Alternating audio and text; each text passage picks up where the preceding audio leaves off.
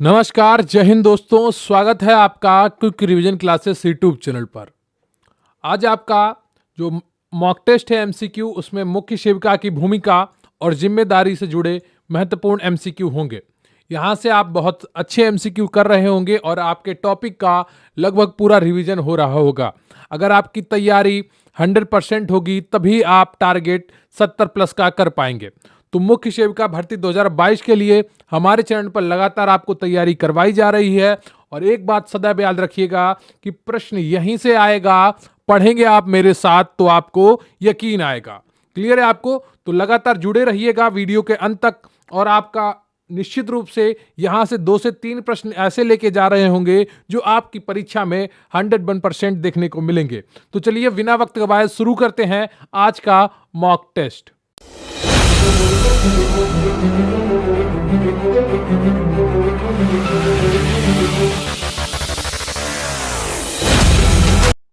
तो इससे पहले कि मैं आपका मॉक टेस्ट शुरू करूं, मैं आपको एक छोटी सी जानकारी देता हूं कि मुख्य सेविका स्पेशल पीडीएफ बैच हमारे चैनल पर चल रहा है, जिसकी फीस मात्र 505 रुपए है। बैच का नाम है मुख्य सेविका गरिमा बैच। इस बैच में आपको सभी क्लासेस की पीडीएफ दी जाएंगी, नोट्स की पीडीएफ दी जाएंगी, 10 फुल पेपर जैसे मॉक टेस्ट और उनका सोल्यूशन भी आपको कराया जाएगा। इनसे आप पेपर से पहले बहुत ही अच्छी अपनी तैयारी कर रहे होंगे, जिससे आपकी सफलता सुनिश्चित होगी। अगर आपने सपना देखा है मुख्य सेविका भर्ती में अपना स्थान पक्का करने का, अगर आपको अपनी मेहनत पर भरोसा है, अगर आपको अपने सपनों को सच करने का जज्बा है आप में, तो जरूर जुड़े मुख्य सेविका गरिमा बैच से।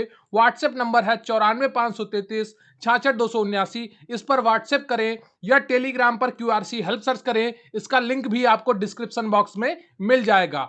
इस बैच में आपको क्या क्या मिलेगा? 3 चरणों में आपकी पूरी तैयारी कराई जाएगी। एक बार आपको थ्योरी पढ़ाई जाएगी, फिर पूरा एमसीक्यू से आपका रिवीजन कराया जाएगा और फिर वन लाइनर से रिवीजन कराया जाएगा। तो हर चीज आपको प्लानिंग के साथ कराई जाएगी, जिससे आपकी सफलता सुनिश्चित हो सके। जिन्होंने 2-2 हजार रुपए में ऑनलाइन बैच लिए हैं वो सभी रो रहे हैं, उनकी क्लासेस लगातार नहीं चल रही हैं, उनका एक बार भी सिलेबस पूरा होने की उम्मीद नहीं है। लेकिन आपको गरिमा बैच में 3 बार सिलेबस पढ़ाया जाएगा। एक बार आपको पूरा क्लासेस की पीडीएफ और नोट्स थ्योरी के माध्यम से, फिर आपको पूरा एमसीक्यू के माध्यम से और फिर आपको वन लाइनर के माध्यम से। जब 3 बार आप पूरा सिलेबस देख चुके होंगे तो एक एक चीज आपके दिमाग में बैठ चुकी होगी और आपका सिलेक्शन हर हाल में पक्का होगा। तो अगर आपने सपना देखा है इस भर्ती में अपना स्थान पक्का करने का, तो मात्र 505 रुपए में जुड़े इस बैच से और अपनी जिंदगी का सफर तय करें, बहुत ही स्वाभिमान के साथ, बहुत ही सम्मान के साथ। तो जरूर जुड़िए मुख्य सेविका गरिमा बैच से, निश्चित रूप से आपका फायदा होगा। तो व्हाट्सएप नंबर 94 533 66 279, इस पर मैसेज करिए, वहां पर आपको पूरी जानकारी प्रोवाइड कर दी जाएगी। तो इससे पहले कि आपका मॉक टेस्ट शुरू करूं, आज का आपका प्रश्न है कि हेपेटाइटिस मानव शरीर के किस अंग को प्रभावित करता है? बताइए। आज का आपका प्रश्न है हेपेटाइटिस मानव शरीर के किस अंग को प्रभावित करता है? ऑप्शन ए है आपका, यहां पर जिंगर नहीं होगा, जिगर होगा। ठीक है, यहां पर जिगर होगा। क्लियर है आपको? जिगर, अग्नाशय, तिल्ली, छोटी आंत। तो बताइए कौन सा ऑप्शन आपका सही हो जाएगा? हेपेटाइटिस मानव शरीर के किस अंग को प्रभावित करता है? जिगर, अग्नाशय, तिल्ली या छोटी आंत? इसका उत्तर आपको कमेंट बॉक्स में बताना है। हेपेटाइटिस मानव शरीर के किस अंग को प्रभावित करता है? तो आज का आपका पहला प्रश्न है मुख्य सेविका का कार्य क्या है? तो आपको बताना है मुख्य सेविका का कार्य क्या है। ऑप्शन ए है आपका आंगनवाड़ी कार्यकर्त्री को कार्य में सहायता प्रदान करना, या ऑप्शन बी आंगनवाड़ी सहायिका को कार्य में सहायता प्रदान करना, या ऑप्शन सी ए बी दोनों, या डी उपयुक्त में से कोई नहीं। तो बताइए एबीसीडी में कौन सा ऑप्शन आपका सही हो जाएगा? मुख्य सेविका का कार्य क्या है? तो यहां पर जो सही ऑप्शन है आपका वो सी है, ए और बी दोनों। क्लियर है आपको? सी ऑप्शन आपका बिल्कुल सही है। तो मुख्य सेविका आंगनवाड़ी कार्यकर्त्री का व सहायिका दोनों के कार्यों में मार्गदर्शन व सहायता प्रदान करती है। क्लियर है आपको? आपका अगला प्रश्न है मुख्य सेविका किस स्तर पर कार्य करती है? बताइए मुख्य सेविका किस स्तर पर कार्य करती है? ऑप्शन ए है आपका खंड स्तर पर, बी है ग्राम स्तर पर, सी है राज्य स्तर पर और डी है आपका इनमें से कोई नहीं। बताइए कौन सा ऑप्शन आपका सही हो जाएगा? मुख्य सेविका किस स्तर पर कार्य करती है? खंड स्तर पर, ग्राम स्तर पर, राज्य स्तर पर, या इनमें से कोई नहीं? तो दूसरे का जो सही ऑप्शन है आपका वो ए है, खंड स्तर पर कार्य करती है, यानी कि ब्लॉक स्तर पर। क्लियर आपको? ब्लॉक लेवल पर कार्य करती है। दूसरे का ए ऑप्शन आपका बिल्कुल सही है। तो मुख्य सेविका खंड स्तर पर कार्य करती है, जबकि आंगनवाड़ी कार्यकर्त्री का कार्य ग्राम स्तर पर होता है। क्लियर है आपको? आपका अगला प्रश्न है, आंगनवाड़ी कार्यकर्ताओं को निर्देश देने का कार्य कौन करता है? बताइए। आंगनवाड़ी कार्यकर्ताओं को या कार्यकर्त्रियों को निर्देश देने का कार्य कौन करता है? ऑप्शन ए है आपका आशा का है, बी है मुख्य सेविका का है, सी है आपका ग्राम प्रधान का है, डी है आपका सभी का है। तो बताइए इनमें से कौन सा ऑप्शन आपका सही हो जाएगा? आंगनवाड़ी कार्यकर्ताओं को निर्देश देने का कार्य कौन करता है? तो तीसरे का जो सही ऑप्शन है आपका वो बी है, मुख्य सेविका का कार्य है। क्लियर है आपको? आंगनवाड़ियों को निर्देश कौन देता है? मुख्य सेविकाएं देती हैं। तो बी ऑप्शन आपका बिल्कुल सही है। अगला प्रश्न है आपका, मुख्य सेविका का कार्य क्या है? बताइए। आईसीडीएस योजनाओं की प्रगति का निरीक्षण करना, या आंगनवाड़ी केंद्रों का नियमित निरीक्षण करना, या ए बी और दोनों, या डी कोई नहीं? बताइए ए बी सी डी में कौन सा ऑप्शन आपका सही हो जाएगा? मुख्य सेविका का कार्य क्या है? जल्दी से बताइए। आईसीडीएस योजनाओं का प्रगति का निरीक्षण करना, या आंगनवाड़ी केंद्रों का नियमित निरीक्षण करना। आईसीडीएस का फुल फॉर्म क्या है? पहले आप यही बता दीजिए। इसका फुल फॉर्म है integrated child development services. Clear है आपको? स्कीम, इसका स्कीम है तो इंटीग्रेटेड चाइल्ड डेवलपमेंट स्कीम। तो क्या आप कौन सा ऑप्शन इसका सही हो जाएगा? चौथे का। तो चौथे का जो सही ऑप्शन है आपका वो सी है। क्लियर है आपको? ए और बी दोनों। अगला प्रश्न है आपका, मुख्य सेविका का पद है, तो मुख्य सेविका का पद कहां पर आता है वो आपको बताना है। सीडीपीओ के ऊपर आता है, या आंगनवाड़ी कार्यकर्त्री के ऊपर आता है, या आंगनवाड़ी कार्यकर्त्री से नीचे आता है, या इनमें से कोई नहीं? तो बताइए वरीयता का क्रम क्या है मुख्य सेविका के पद का? तो ये आपको बताना है। तो मुख्य सेविका के पद का वरीयता का क्रम क्या है? बताइए। बी ऑप्शन आपका सही हो जाएगा, आंगनवाड़ी कार्यकर्त्री से ऊपर कार्य करती है। क्लियर है आपको? आंगनवाड़ी कार्यकर्त्री से ऊपर कार्य करती है कौन? मुख्य सेविका। तो मुख्य सेविका का पद आंगनवाड़ी कार्यकर्त्री से ऊपर होता है। क्लियर है आपको? आपका अगला प्रश्न है, एक मुख्य सेविका के नीचे कितनी आंगनवाड़ी कार्यकर्त्री कार्य करती हैं? बताइए। एक मुख्य सेविका के नीचे कितनी आंगनवाड़ी कार्यकर्त्री कार्य करती हैं? ऑप्शन ए है आपका 21, बी है 22, सी है 30 और डी है आपका 25। तो बताइए कौन सा ऑप्शन आपका सही हो जाएगा? एक मुख्य सेविका के नीचे कितनी आंगनवाड़ी कार्यकर्त्री कार्य करती हैं? तो यहां पर जो आपका सही ऑप्शन हो जाएगा, सामान्य परिस्थितियों में 25 करती हैं। क्लियर है आपको? डी ऑप्शन आपका बिल्कुल सही हो जाएगा। अगला ऑप्शन है आपका, आईसीडीएस लाभार्थियों को कौन कौन सी सेवाएं प्रदान की जाती हैं? बताइए। आईसीडीएस लाभार्थियों को कौन कौन सी सेवाएं प्रदान की जाती हैं? ऑप्शन ए है आपका पोषण सेवाएं, बी है स्वास्थ्य सेवाएं यानी कि टीकाकरण, और ए बी दोनों, या कोई नहीं? बताइए एकीकृत बाल विकास योजना में लाभार्थियों को कौन कौन सी सेवाएं प्रदान की जाती हैं? एकीकृत बाल विकास योजना यानी कि इंटीग्रेटेड चाइल्ड डेवलपमेंट स्कीम। तो इसमें कौन सा ऑप्शन आपका सही हो जाएगा? सातवें का।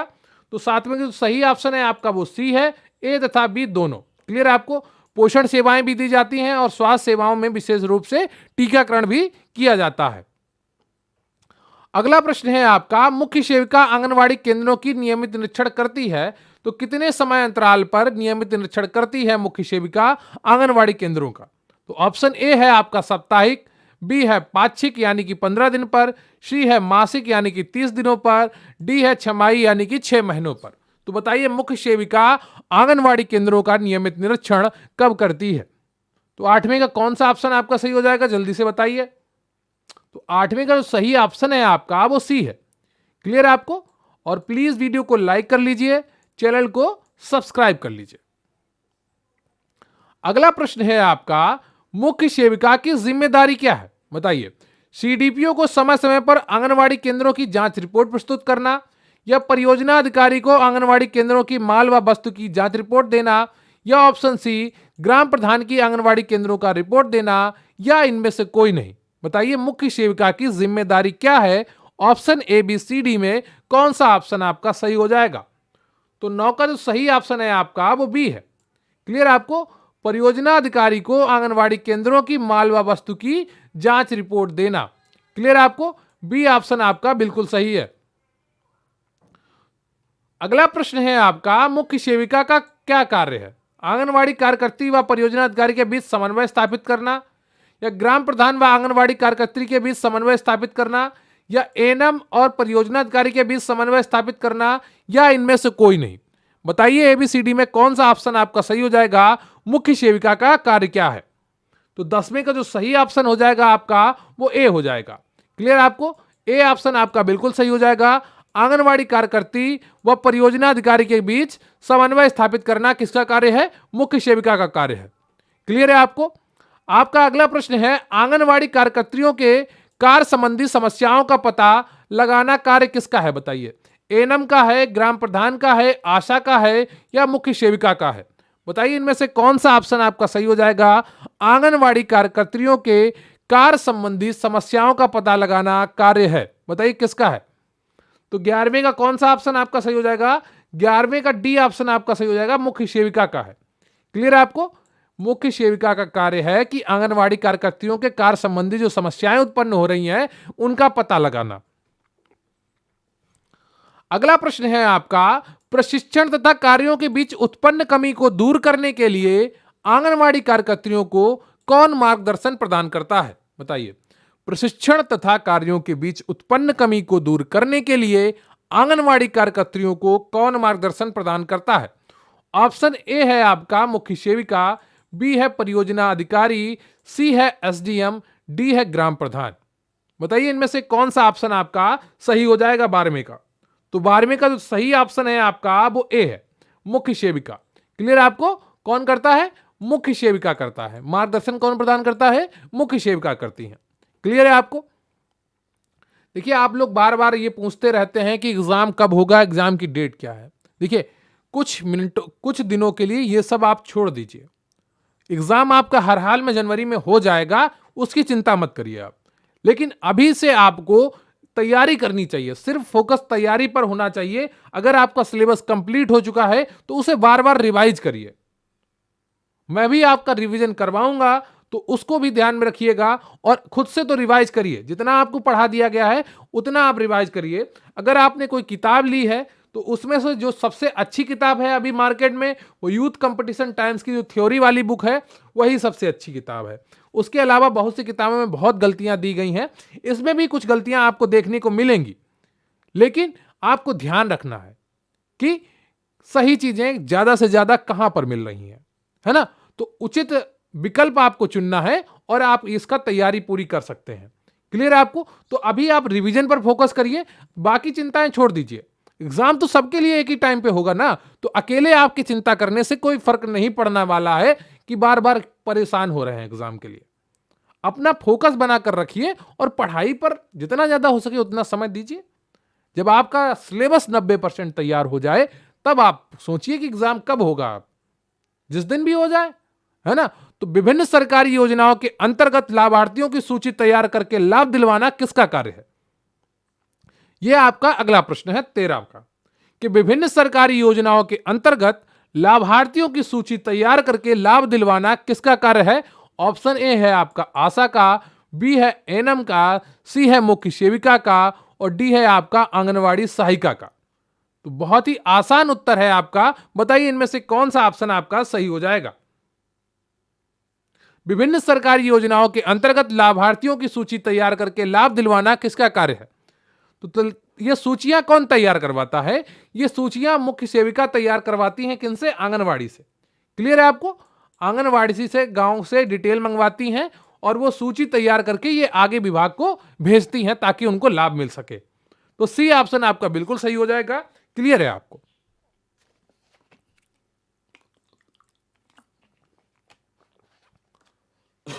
सॉरी। देखिए लगातार फोकस बनाकर रखिए अपने जीवन पर भी और अपनी पढ़ाई पर भी। अगला प्रश्न है आपका, मासिक पोषाहार रिपोर्ट तैयार करती है, बताइए मासिक पोषाहार रिपोर्ट कौन तैयार करता है? यह मुख्य सेविका तैयार करती है, या एएनएम तैयार करती है, या आशा तैयार करती हैं, या इनमें से कोई नहीं? बताइए मासिक पोषाहार रिपोर्ट कौन तैयार करता है? तो 14वें का कौन सा ऑप्शन आपका सही हो जाएगा? 14वें का जो सही ऑप्शन है आपका मुख्य सेविका है।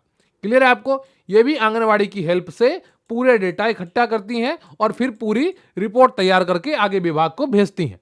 तो 14वें का कौन सा ऑप्शन आपका सही हो जाएगा? ए ऑप्शन आपका बिल्कुल सही हो जाएगा। क्लियर है आपको?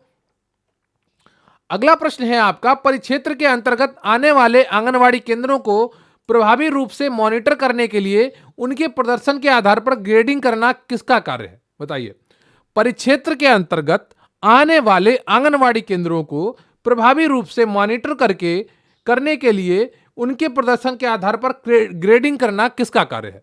ऑप्शन ए है आपका एसडीएम का है, बी है सीडीपीओ का है, सी है परियोजना अधिकारी का है, और डी है आपका मुख्य सेविका का है।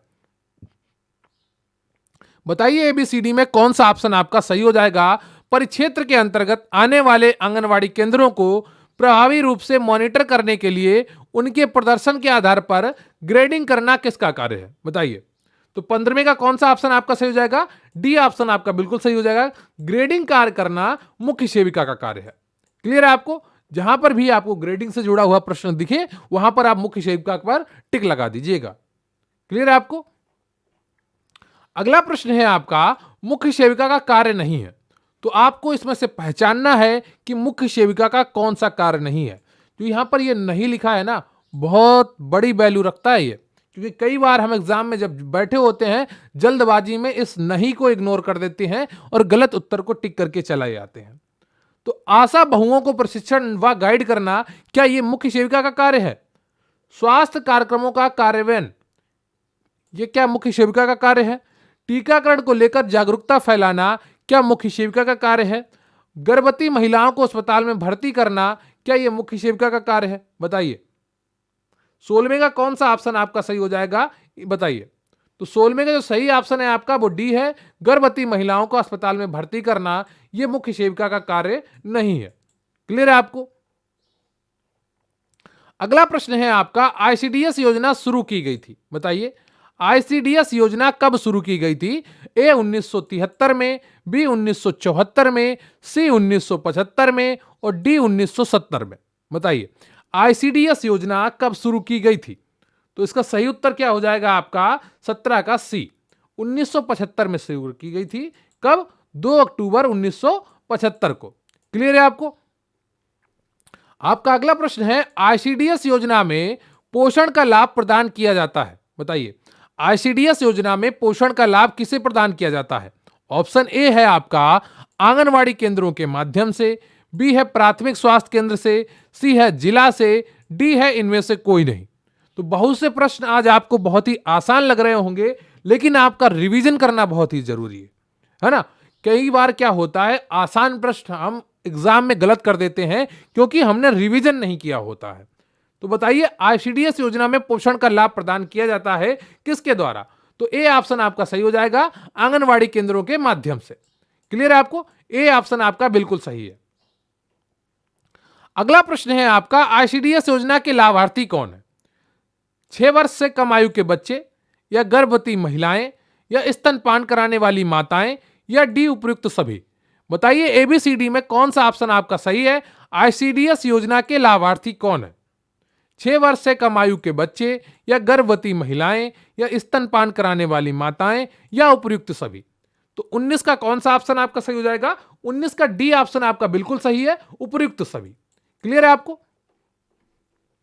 अगला प्रश्न है आपका, आईसीडीएस योजना किस मंत्रालय के अधीन है? महिला एवं बाल विकास मंत्रालय, या सामाजिक न्याय व अधिकारिता मंत्रालय, या स्वास्थ्य व परिवार कल्याण मंत्रालय, या डी इनमें से कोई नहीं। बताइए आईसीडीएस योजना कौन से मंत्रालय के अधीन है? तो 20 का कौन सा ऑप्शन आपका सही हो जाएगा? 20 का जो सही ऑप्शन है आपका वो कौन सा है? A option. क्लियर है आपको? महिला एवं बाल विकास मंत्रालय के अधीन है। क्लियर है आपको? प्लीज वीडियो को लाइक कर लीजिए और चैनल पर नए हैं तो चैनल को सब्सक्राइब कर लीजिए। क्लियर है आपको? लगातार फोकस बनाकर पढ़ते रहिए, वीडियो पूरा देखा करिए। जब भी क्लास अटेंड करने बैठें, कोशिश करिए कि पूरी क्लास कंप्लीट करें, क्योंकि इससे आपका फोकस भी बढ़ेगा और आपके अंदर आत्मविश्वास भी आएगा कार्यों को पूरा करने का। जब आप कार्य अधूरा छोड़ने लगते हैं तो इससे क्या होता है, आपका जो फोकस है वो भी बिगड़ने लगता है और आपका आत्मविश्वास भी डाउन होने लगता है। क्लियर है आपको? और आपकी पढ़ाई तो खराब हो रही होती है। अगला प्रश्न है आपका, आईसीडीएस योजना के अंतर्गत क्या नहीं आता है? बताइए, आईसीडीएस योजना के अंतर्गत क्या नहीं आता है? ऑप्शन ए है आपका पोषण, बी है टीकाकरण, सी है रेफरल सेवाएं, डी है जनगणना। तो बताइए एबीसीडी में कौन सा ऑप्शन आपका सही है? आईसीडीएस योजना के अंतर्गत कौन नहीं आता है? तो इसका जो सही ऑप्शन है आपका 21 का, वो कौन सा है? तो जनगणना नहीं आता है आईसीडीएस के अंतर्गत। क्लियर है आपको? पोषण आता है, टीकाकरण आता है, रेफरल सेवाएं आती हैं। तो डी ऑप्शन आपका बिल्कुल सही है। अगर आप सोच रहे हैं रेफरल सेवाएं क्या होता है, तो रेफरल सेवाएं वो सेवाएं होती हैं जो एक जगह से दूसरी जगह ट्रांसफर की जाती हैं। जैसे आंगनवाड़ी केंद्र में क्या होता है कि गर्भवती महिलाएं आती हैं, है ना, और उनका पूरा देख रेख करती हैं आंगनवाड़ी, उन्हें गाइड करती हैं, उनका मार्गदर्शन करती हैं, ऐसा ऐसा करना। लेकिन जब उन्हें स्वास्थ्य सुविधाओं की जरूरत पड़ती है तो उन्हें आशाओं के पास रेफरल करती हैं या फिर अस्पताल के लिए रेफरल करती हैं, यानी कि आगे बढ़ाती हैं, है ना, उन्हें रेफर करती। जैसे आप सुनते होंगे ना हॉस्पिटल में कि रेफर कर दिया, है ना, तो वही वाला ये रेफरल है सेवाएं। क्लियर है आपको? डी ऑप्शन आपका बिल्कुल सही है, जनगणना। तो आईसीडीएस योजना के अंतर्गत पोषण, टीकाकरण व रेफरल सेवाएं आती हैं, जबकि जनगणना इसके तहत नहीं आती है। क्लियर है आपको? आपका अगला प्रश्न है 22, आईसीडीएस योजना के तहत कितनी सेवाओं का पैकेज प्रदान किया जाता है? बताइए, आईसीडीएस योजना के तहत कितनी सेवाओं का पैकेज प्रदान किया जाता है? ऑप्शन ए है आपका 3, बी है 4, सी है 5 और डी है आपका 6।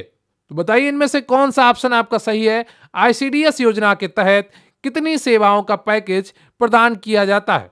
तो 22 का कौन सा ऑप्शन आपका सही हो जाएगा? 22 का डी ऑप्शन आपका बिल्कुल सही है, 6। क्लियर है आपको? तो आईसीडीएस योजना के तहत 6 सेवाओं का पैकेज प्रदान किया जाता है। ये सेवाएं हैं पूरक पोषण, प्री स्कूल, औपचारिक शिक्षा, पोषण व स्वास्थ्य शिक्षा, प्रतिरक्षा, स्वास्थ्य जांच व रेफरल सेवा। क्लियर है आपको? आपका अगला प्रश्न है, आईसीडीएस योजना के तहत केंद्र व राज्यों के बीच पूरक पोषण बंटवारे का वित्त अनुपात क्या है? बताइए, आईसीडीएस योजना के तहत केंद्र व राज्यों के बीच पूरक पोषण बंटवारे का वित्त अनुपात क्या है?